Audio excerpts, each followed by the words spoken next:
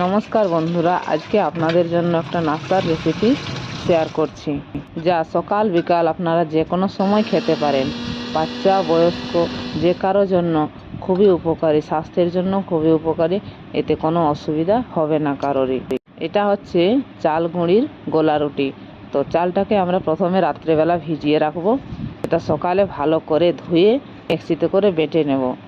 Paste করে নেওয়ার পর সেই ব্যাটারটাকে ভালো করে নুন হলুদ পরিমাণ মতো দিয়ে ব্যাটারটা ভালো করে তৈরি করে নেব। হলুদ আপনাদের পছন্দ মতো দিয়ে দেবেন। যার হলুদ খেতে পছন্দ তারা অবশ্যই হলুদ দেবেন, যাদের সাদা খেতে পছন্দ তারা হলুদ দেবেন না।